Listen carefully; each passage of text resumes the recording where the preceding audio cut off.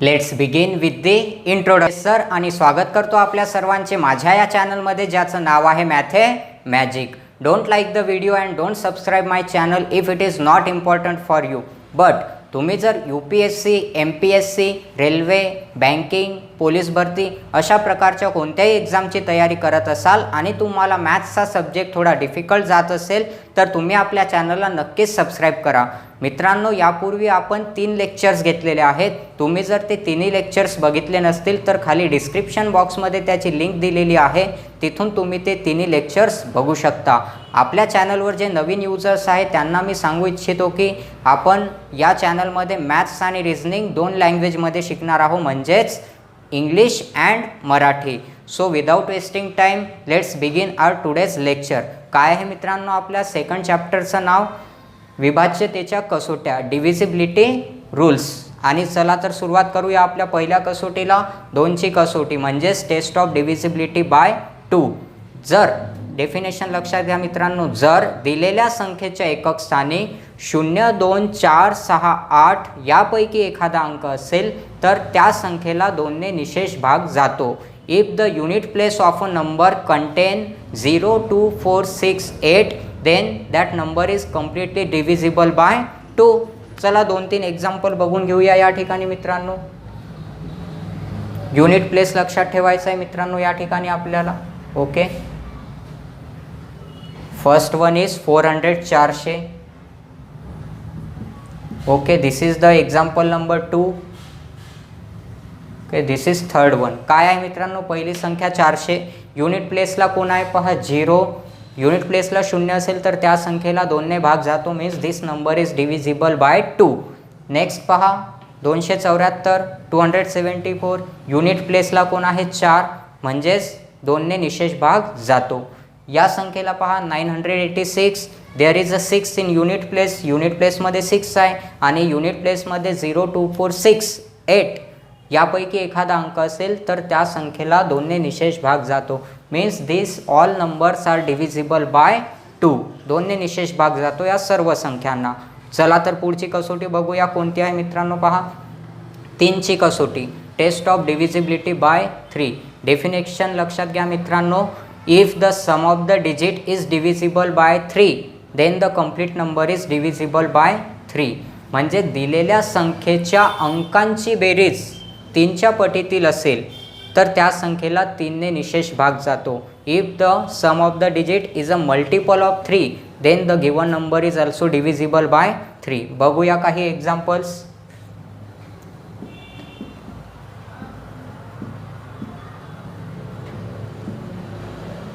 Okay, these are the examples. काय आहे पहा, 693 मध्ये कोणकोणते अंक आहेत, डिजिट्स कोणकोणते आहे, 693, 693. यांची बेरीज करा मित्रांनो. Addition very fast.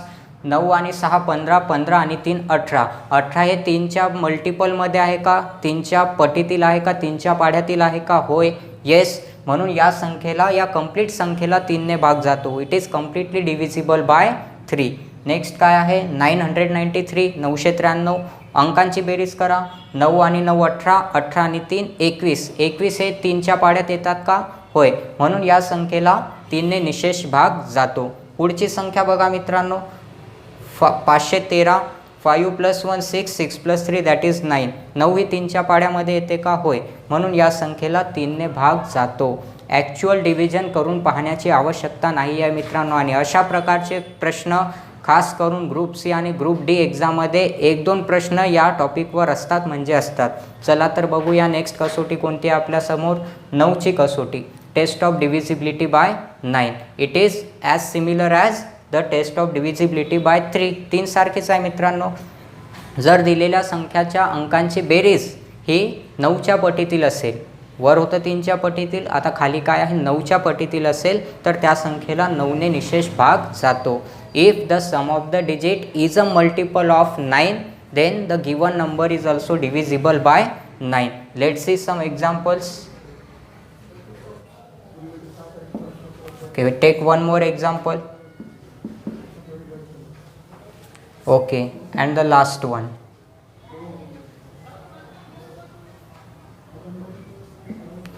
चला बघा आता याच्या अंकांची बेरीज मित्रांनो, 6939 अंकांची बेरीज करा.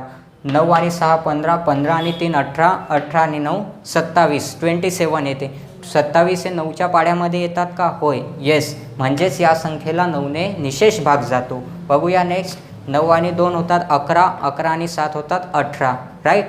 असं करा तुम्ही. 7 + 2 9, 9 + 9 that is 18. 18 is a multiple of 9, that's why this complete number is divisible by 9. Finish.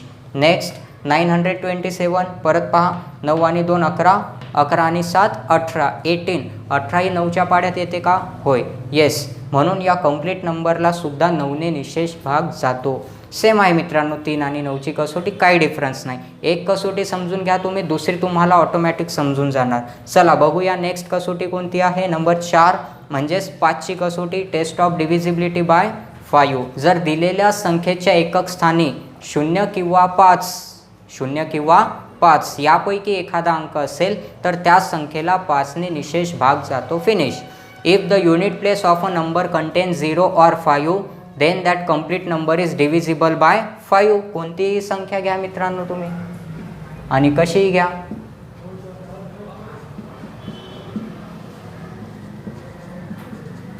$4255 फक्त युनिट प्लेसला पहा. एकक स्थानमध्ये कोण आहे? 5, म्हणून या संख्येला 5ने निशेष भाग जातो. 975 975 युनिट प्लेसमध्ये कोण आहे? 5 म्हणून त्याला सुद्धा 5ने निशेष भाग जातो. Third one, let's see example number 3. 1080 unit प्लेसमध्ये कोण आहे मित्रांनो? 0. आपण काय म्हटलं? एकक स्थानी काय पाहिजे? 0 किंवा 5. 0 आहे, that's why this complete number is divisible by 5. I hope you are getting my point. Let's see next test. 10ची कसोटी, टेस्ट ऑफ डिव्हिजिबिलिटी बाय 10. जर दिलेल्या संख्येच्या एकक स्थानी 0 हा अंक असेल तर त्या संख्येला 10ने निशेष भाग जातो. If the unit place of a number contains 0 then that complete number is divisible by 10. Finish. Example number 1. Unit प्लेसमध्ये कोण आहे? 0 म्हणजे हा 10ने डिव्हिजिबल आहे.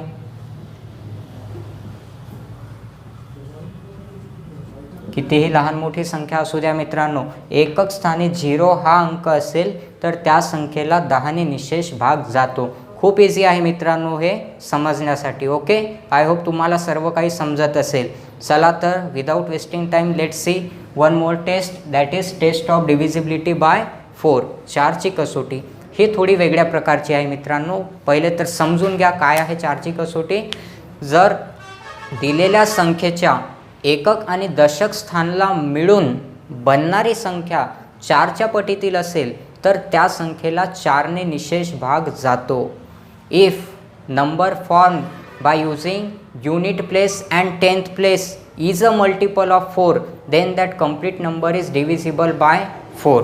आता एक्झाम्पलमध्ये सांगतो मित्रांनो, तुम्हाला लवकरच समजून जाईल. 756. चला 3 एक्झाम्पल्स आहेत आपल्यासमोर. 756. काय म्हटलं आपण? एकक आणि दशक स्थानला मिळून बनणारी संख्या.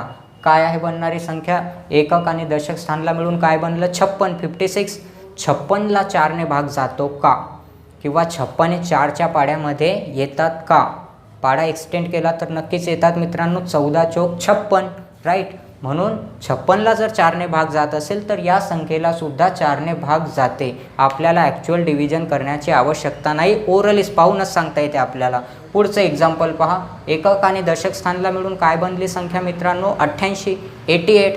4ने भाग जातो का? होय. म्हणून या कंप्लीट संख्येला 4ने भाग जातो.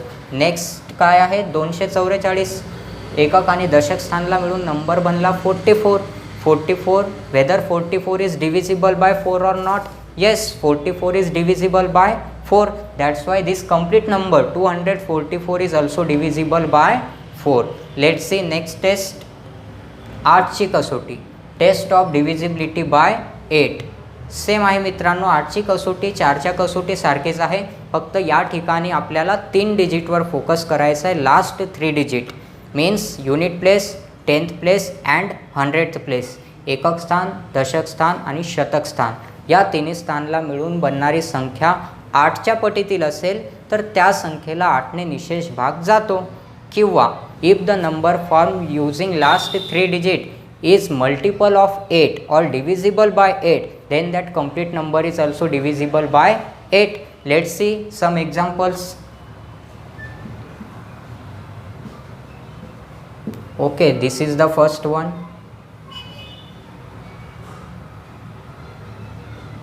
Second one.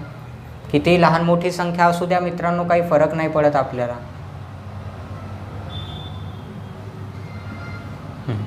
7856. लास्ट 3 डिजिटला कॉन्सन्ट्रेट करा. 856 ला 8ने भाग जातो का?